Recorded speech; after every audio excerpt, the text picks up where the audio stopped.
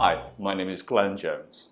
My book is about human resources changing the world, and it's about a critical examination of where HR is today, why HR directors don't become CEOs, and the steps and actions that need to happen to change the future focus of HR.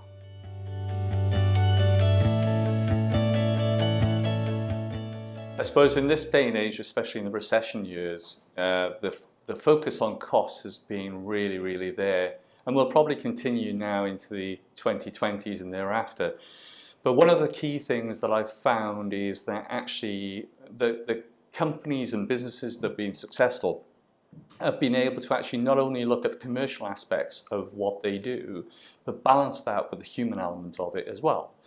So if we consider that people are our greatest component of everything we do, then you have to not only just be looking at the numbers, you have to be looking at, so what does that do to my people?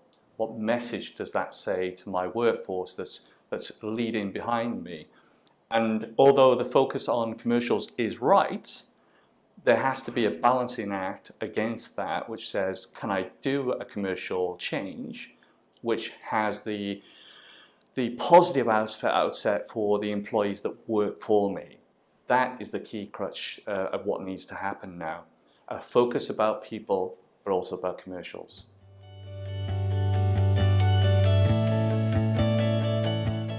Finance is a key contributor to life in the boardroom. You can't get away from it, and as a CEO you have to have that commercial lens to you.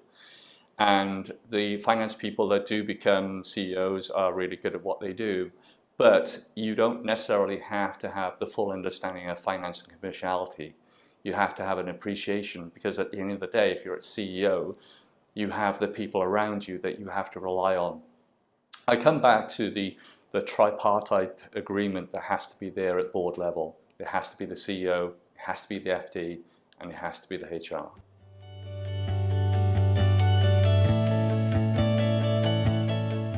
HRness is a new term that I've coined in my book around putting the people aspect front and center.